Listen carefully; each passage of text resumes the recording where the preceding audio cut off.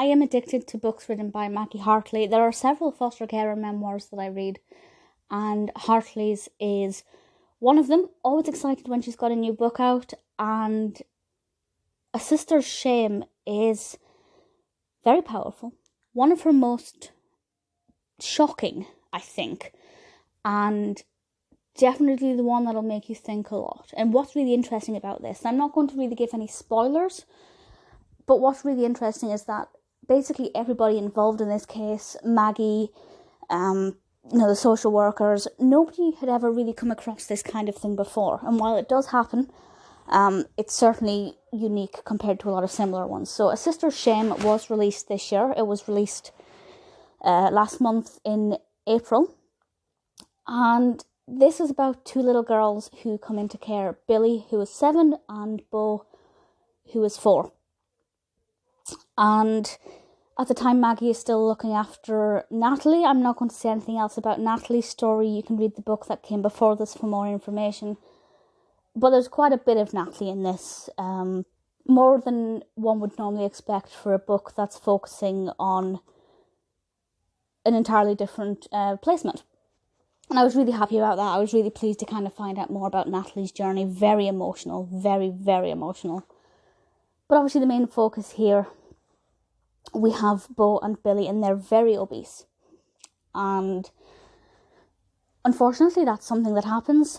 And to begin with, the memoir is just about establishing a routine for them and getting them out of some of their habits, such as going to the toilet on the floor. They've basically never or rarely been outside of their own home, never been to school, anything like that.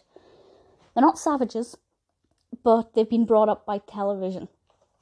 And then something happens.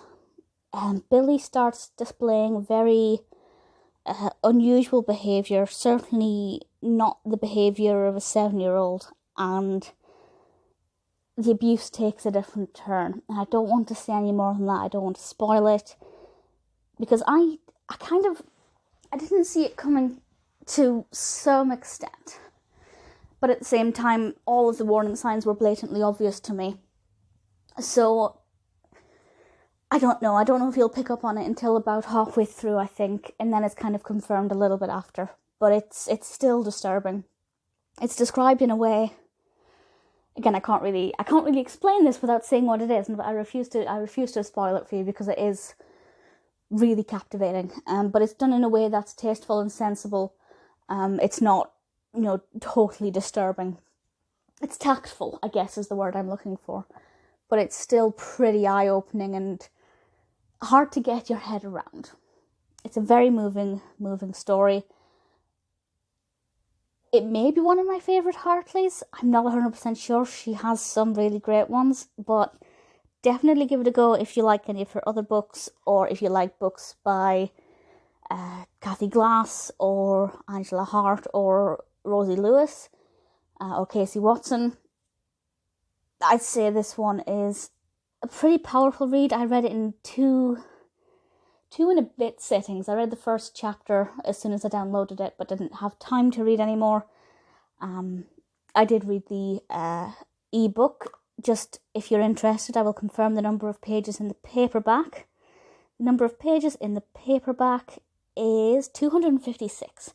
So it's a pretty decent size. I think it took me about 2 hours to read it in ebook format.